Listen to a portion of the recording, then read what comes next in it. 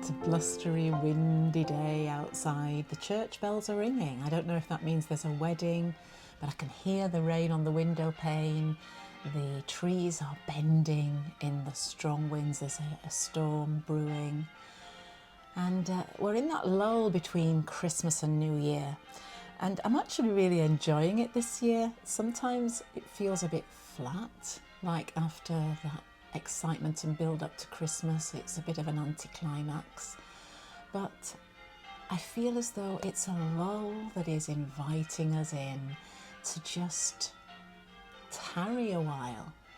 That's a phrase that came to me this morning, tarry a while. It's a really old-fashioned word, isn't it? Tarry.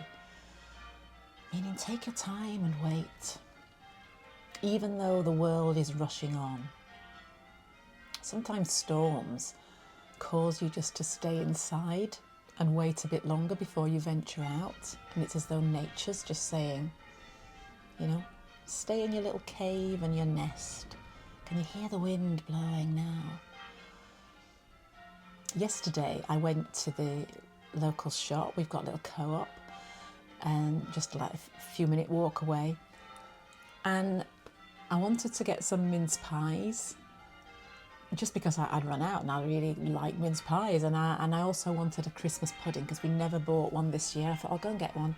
And I walked into the shop the day after Christmas and nowhere was there any sign of anything to do with Christmas. The shelves had been cleared, and as you walked in at the entrance they had, no kidding, they had, you guessed it, the Easter egg, Cadbury's cream eggs, you know, the little cream eggs. And that's it. We've done with Christmas. It lasts a day. It will build up from, what is it, September, August even. And then the day after Christmas it's done with, and we're already thinking ahead of Easter. Everything pulling us on this pace, this fast-paced world, and that resisting and tarrying a while is what I'm going to invite you to do with me today. And I thought I'd just show you some of the things that I got for Christmas, a bit like a show and tell. Thought it was a nice thing to do. And I'm sitting on this beautiful throw. Can you see it? It's like a black panther. It's so silky, soft, and it's actually an electric blanket, so you can actually put it and drape it on your chair and plug it in, and it just feels like a heated seat. It's so luxurious. And if it gets a bit cold, you can drape it around your neck, around your shoulders. And I absolutely love it. That's one of the presents to show you. Also, I have this book, Anam Cara, Spiritual Wisdom from the Celtic World by O Donahue. I know that a few of you watching will know O Donahue, especially you, Janet, I'm thinking. We've already spoken about that from your neck of the woods, West Ireland. I think you told me one time that you visited his grave. But he was a poet, but also a philosopher, and an ex-Catholic priest, although such a thing probably doesn't exist, once a priest, always a priest. Certainly he took his calling to a larger audience in his writings and his poetry, this being the seminal book that propelled him to fame, I suppose. And it's really talking about the importance of the soul friend. So Anam Cara, the word actually means, in Gaelic, Anam is friend and Cara, soul friend. And it's really about having one of those friendships that, let me just see if I can find the quote that says what it actually means. The Anam Cara was a person to whom you could reveal the hidden intimacies of your life. This friendship was an act of recognition and belonging. When you had an Anam Cara, your friendship cut across all convention and category. You were joined in an ancient and eternal way with the friend of your soul. I was thinking about Anam Cara in 3 different ways, which I'm going to mention in a moment. First way we could think about the Anam Cara is the soul family, as in the family of light. I've already spoken a little bit about this when we've been looking at the biblical theme of the Elohim being a kind of team or network of sons of God in the heavenly realms. They are those that inhabit the spiritual realm, the invisible realm. And they're made up of angels, but also wise teachers and ancestors. And if you're interested in knowing more about that, you might want to watch my video. I'll link it above here, because this is actually biblical. This isn't doing stuff that the Bible will tell you not to do, and we're not to know about that. There are examples in the Bible that this is, in fact, the order of things in the universe, that God has ordained and ordered it in such a way that there is a family in heaven and a family on earth, and they're a kind of mirror of each other.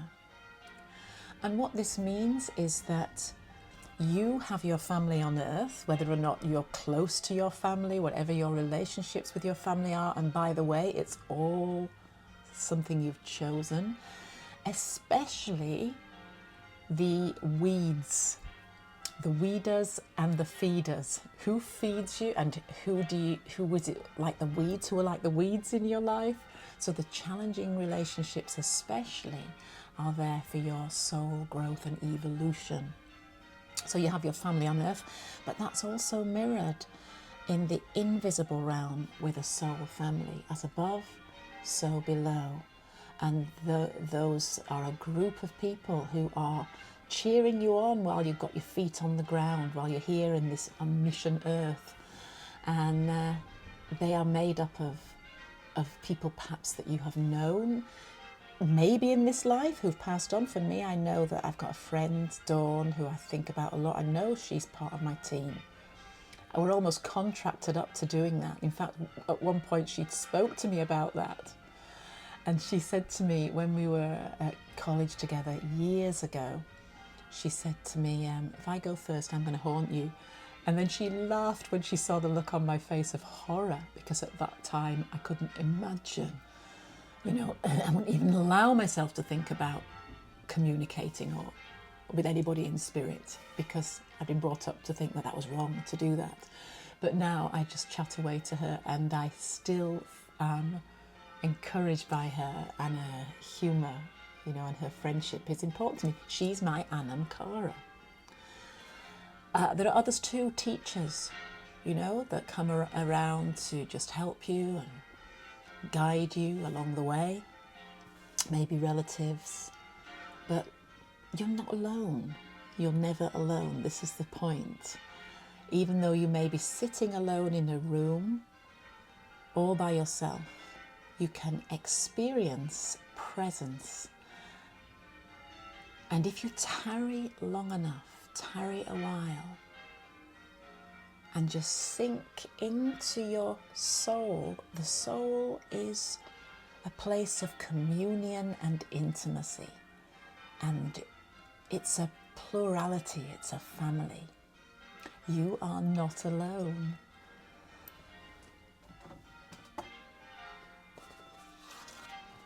You are not alone. Can you see that picture?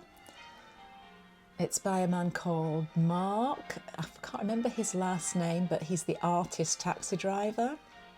Followed him for a long time on Etsy, on YouTube, but he does sell on Etsy. And he draws these beautiful watercolours. And the art is very different to the man. He was somebody who would sit in his taxi and get the papers out and rant and rage against the government, against the injustices. And, he sort of gained a following, but a lot of haters too, because he was always slamming the government in the UK. But because he was pointing out their corruption. And then he'd go away and draw these beautiful, really sensitive, watercolours with a little caption. They always had a little caption, and here's a cat sitting looking at the moon, and that little glow of moonlight, that little shaft of moonlight has the words, "I am not alone." And that's a mantra for us, for me, for you. I am not alone. Anam Cara. There is a soul family, a soul friendship. And if we want to be really mystical, just put that back there. If we wanted to be mystical about it, we could think about the words of Jesus. I will never leave you. I am always with you, even to the end of time. There's that lovely song, isn't there? What a friend we have in Jesus, that brings comfort to a lot of people.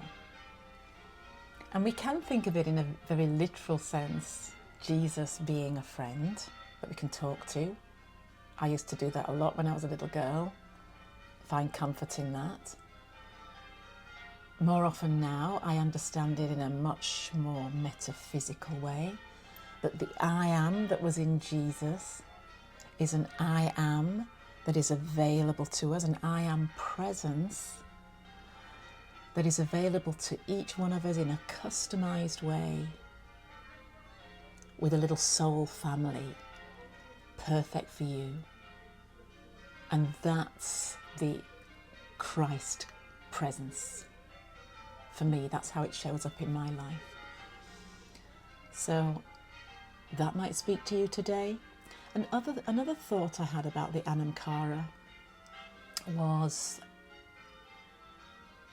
and I had this sort of vision this morning when I was thinking about making a video, of the relationship between the mind and the soul. So this could be a psychological reading of Anam Cara, that it's about friendship of the soul and the mind, rather than the mind always being an enemy because of the chatter, you know, the monkey mind, and the voices, the internal dialogue that's often at war with you, sense of peace, and the mind and the soul making friends. And the vision that came to me was very much one from nature. It was a vision of all the animals on the surface of the earth, flying around, being very active, like birds flying around, you know, like the swarm sometimes, always moving, always on the move, just as thoughts are. Are they starling that you get that move like they move in beautiful shape formation, don't they, in their flocks? But they're I can't remember the group name for them. You might be able to tell me in the comments if you remember. But they're constantly in movement. All little animals, you know, just scurrying around, and that can represent the busy mind. And then I had the image of the oak, firmly rooted, its roots going down deep, steady and strong. And even when the winds come, it's not moved, it's not, you know, shaken in any way, because it's secure in who it is. That's the soul that is eternal and knows that it is eternal. And while the mind can be distracted and anxious and even excited, you know, there is just this movement constantly, flutterings of life and murmurations of life. That's a word just come to me. That's a word used for birds, isn't it? A murmuration of is it a murmuration of starlings? It's just coming to my mind anyway.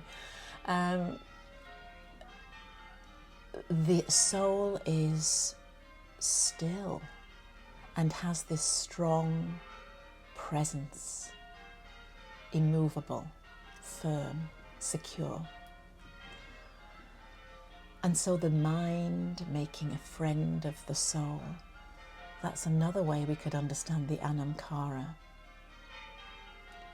And then the third way, of course, is just that friendship that you find with people whom you meet in life or you come across, and you just know there's something perhaps special, a connection that you have.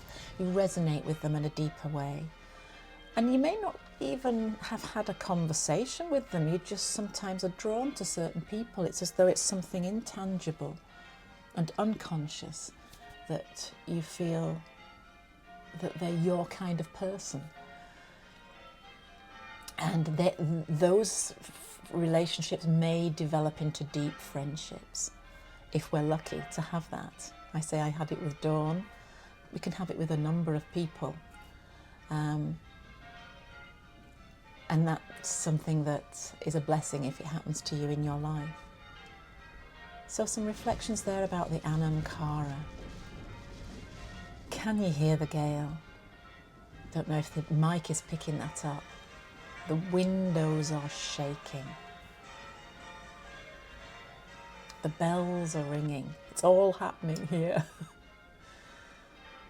And yet, we're taking a moment to be quiet, taking a moment to be still.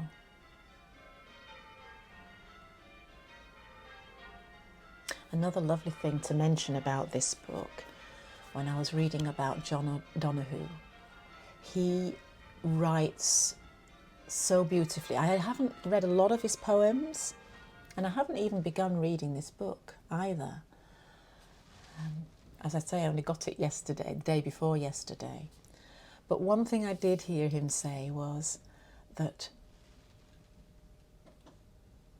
nature, the world, the earth, the ground, the trees, the land, is where we find God. This is very much the Celtic understanding, that the whole of the earth is sacred. And he talked about, something that stayed with me is he talked about in our modern lives, you know, we're in buildings all the time. We weren't designed to be in corners in buildings. We are part of the landscape. And yet when we go out, we're often just going from one place to another. We just see the outdoors as empty space to kind of cross to get to our destination, which is usually another building, whether it's the supermarket or visiting a friend or family or whatever, even church. But certainly it's a building, and we don't go out just to be outdoors and to be present outdoors. And yet that's where we actually come home. That's where we find connection with the divine. So I thought that was a really lovely way of understanding it. And it reminded me of Teilhard de Chardin, who also had this connection to nature because he was a paleontologist and he was used to looking at fossils and stones and rocks.